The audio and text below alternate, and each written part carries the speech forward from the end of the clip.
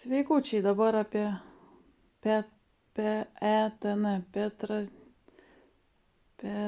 pentatitro, ten labai ilga formulė ir labai ilgas pavadinimas, tai geriau mes sutrumpinimą paimsim ir vis tiek, jei norėsite patikrinti, ar aš teisybę šneku, galėsite pasižiūrėti. Tai žiūrėkit, PETN 580 kg iš Lietuvos Respublikos pakrauta. TV3 rašo, kad atseit šitas įvykis balandžio 2, aš paėmiau ir patikėjau. Kažkodėl tai dėl to, kad tą dieną pelkių serialas baigėsi.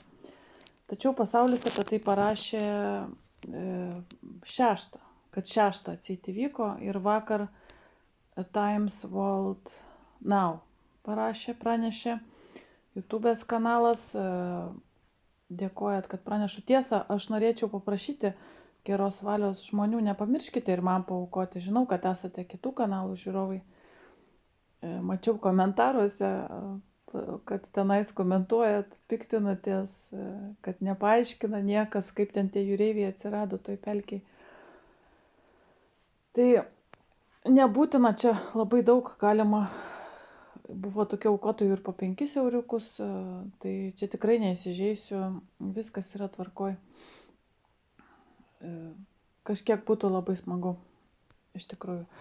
Tai va, tęsime toliau mūsų chemijos studijas. Tai dabar klausimas, iš kur pelkių valstybėje atsirado šitas siaubas, nes mes tikrai negaminame. Pajunkime tada kriminalistinį mąstymą.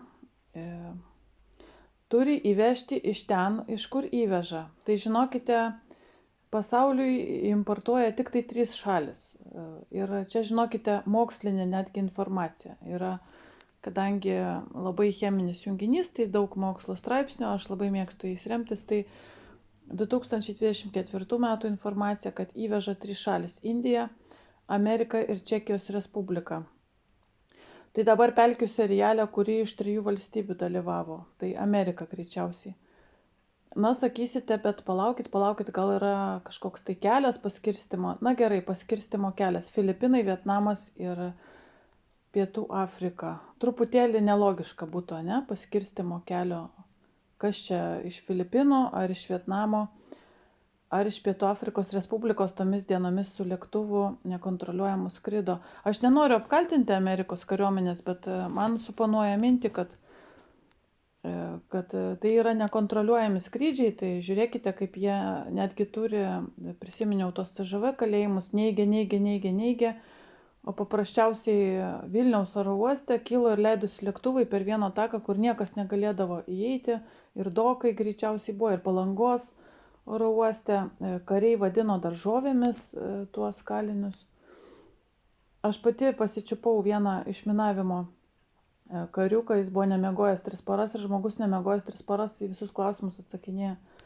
Tai jisai prisipažino, kad skraidino tuos kalinius, juos vadino daržovėmis. Ir jeigu kas paklausdavo, jie turėdavo atsakyti, kad daržovės skraidino. Nu, aprūpinimą atseit kariuomeniai. Tai narkotikai tai vadinami miltais. Šita sprogstama medžiaga irgi su narkotikų bizniu yra susijusi.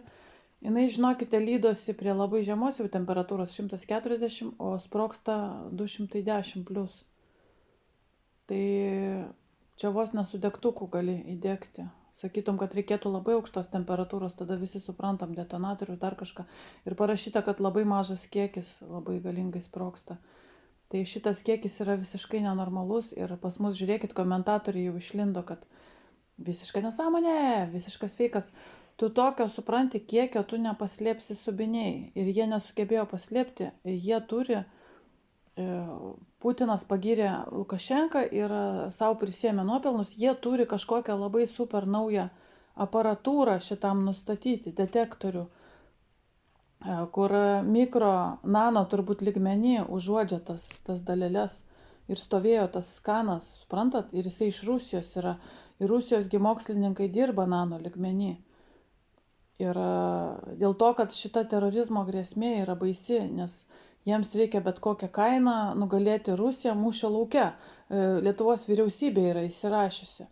Tai aš iš vis stebiuosi, kaip TV3 LT parašė, juk apie tokius skandalus niekas nepraneša. Aš tai ne pas juos radau, aš radau YouTube'e.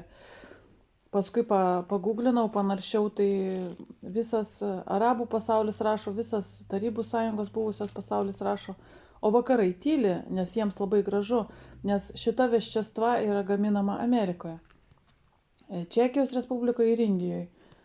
Tai pelkių serialo dienomis Čekijos Respublika nedalyvavo, buvo Lenkijos kariuomenė, Estijos kariuomenė ir Amerika atskrido su didžiuliu lėktuvu, atvežė įrangą ieškoti lavonų, suprantat. Tai kadangi visas vakarų pasaulis tyli, reiškia, jie pritarė tokiems teroro aktams.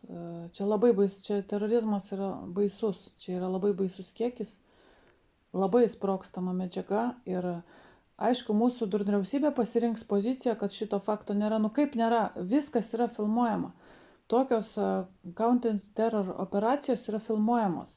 Detektoriaus parodymai yra fiksuojami. Ten yra, aš sakau, aš įsivaizduoju, ten nano lygmenių yra kažkoks superinis aparatas. Mane nustebino, iš tikrųjų, aš nesu girdėjusi apie tai. Nes tenais buvo profesionaliai įsiūta viskas, uždėta, užhermetinta. Ir tas žmogus, kuris vežė, iš tikrųjų galėjo nieko nežinoti. Nes nieko nesimatė, bet aišku, kai veža nelegalų krovinį, kažkokios papildomos perdangos atsiranda ir rodė, kad yra nenormaliai vis tiek atrodė autobusiukas, bet jiems užžymėjo specialus aparatas. Lenkai, aišku, praleido, bet ar galima kaltinti Lenkus? Visos valstybės išsiuntė į Ukrainą paskutinius pinigus, aparatūrą, tai gal jie ir neturi tokio aparato. Krovinys buvo skirtas į Rusiją vežti ir dabar tai yra didžiulis skandalas ir pas mus, aišku, nerašys. Labai keista, kad TV3 parašė.